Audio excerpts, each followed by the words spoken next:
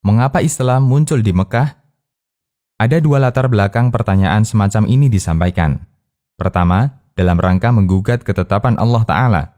Bertanya tentang latar belakang semacam ini pernah dilakukan orang musyrikin Quraisy. Allah ceritakan dalam Al-Quran, yang artinya, mereka berkata, mengapa Al-Quran ini tidak diturunkan kepada seorang besar dari salah satu dua negeri, Mekah dan Taif ini? Lalu dibantah oleh Allah di lanjutan ayat, apakah mereka yang membagi rahmat dari Rabb-Mu? Quran Surat Az-Zukhruf ayat 31 dan 32. Allah yang menciptakan, Allah yang memiliki, dan Dia yang paling berhak untuk memilih. Dia yang paling berhak menentukan di mana Allah akan mengutus Rasul-Nya sallallahu alaihi wasallam. Allah Subhanahu wa Ta'ala berfirman, yang artinya, Tuhanmu menciptakan apa yang Dia kehendaki dan memilihnya. Sekali-kali tidak ada pilihan bagi mereka. Maha suci Allah dan maha tinggi dari apa yang mereka persekutukan. Quran Surat Al-Qasas ayat 68. Meskipun jika Allah berkehendak, Dia mampu untuk mengutus Rasul di semua daerah. Allah Subhanahu wa Ta'ala berfirman, yang artinya, jika aku menghendaki, aku akan mengutus seorang Rasul di setiap daerah. Quran Surat Al-Furqan ayat 51. Namun Allah hanya memilih satu tempat untuk posisi munculnya sang utusannya. Kemudian, pertanyaan yang diajukan orang musyrik hakikatnya bukan pertanyaan karena menolak tempat, tapi pertanyaan karena latar belakang menolak kebenaran.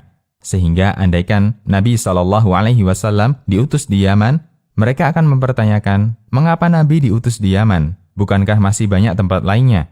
Dan sinonim yang sama juga bisa terjadi ketika beliau diutus di Indonesia sekalipun. Allah memilih karena hikmah. Dan tentu saja, dalam memilih tempat kedatangan Rasul, Allah tentukan sesuai ilmunya dan hikmahnya. Karena Allah tersucikan dari tindakan sia-sia, apalagi hanya untuk main-main. Allah Subhanahu wa Ta'ala berfirman, yang artinya, apakah kamu mengira bahwa sesungguhnya kami menciptakan kamu untuk main-main saja, dan bahwa kamu tidak akan dikembalikan kepada kami? Maka Maha Tinggi Allah, Sang Raja Al-Haq. Quran Surat Al-Mu'minun, ayat 115 dan 116. Kedua, dalam rangka menggali hikmah, mengapa Allah memilih Mekah sebagai tempat munculnya Islam.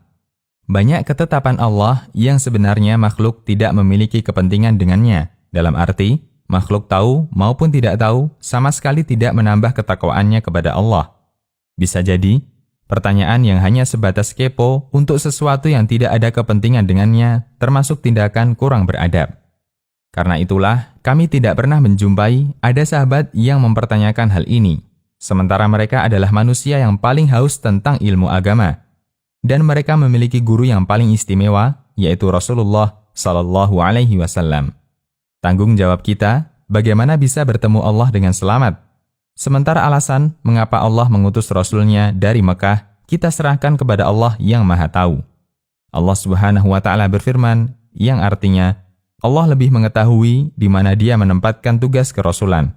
Quran Surat Al-An'am ayat 124. Meskipun bisa saja orang mencari hikmah di balik diutusnya Rasul dengan tujuan untuk menguatkan iman. Sebagian referensi menyebutkan beberapa hikmah besar mengapa Allah mengutus Rasul-Nya Muhammad sallallahu alaihi wasallam di Mekah. Pertama, orang Mekah dikenal sebagai orang yang ummi, tidak bisa baca tulis. Termasuk Nabi sallallahu alaihi wasallam sendiri adalah orang yang tidak bisa membaca dan menulis. Sementara kehadiran beliau membawa mukjizat terbesar yaitu Al-Quran. Sehingga latar belakang beliau akan menepis anggapan bahwa Al-Quran ditulis oleh Muhammad dan para sahabatnya. Kedua, di masa jahiliyah sudah ada kekuatan besar yang menjadi negara adidaya, Romawi dan Persia. Sementara Jazirah Arab jauh di selatan terpisah dengan gurun mematikan dengan Romawi dan Persia. Di samping Jazirah Arab sendiri tidak terlalu bisa diharapkan akan menghasilkan keuntungan dari sisi pertanian, sehingga Romawi dan Persia tidak ada nafsu untuk menaklukkannya. Kondisi ini sangat menguntungkan dari sisi tantangan dakwah, karena Islam datang di luar wilayah negara adikuasa, sehingga tidak mengalami tantangan dari penguasanya.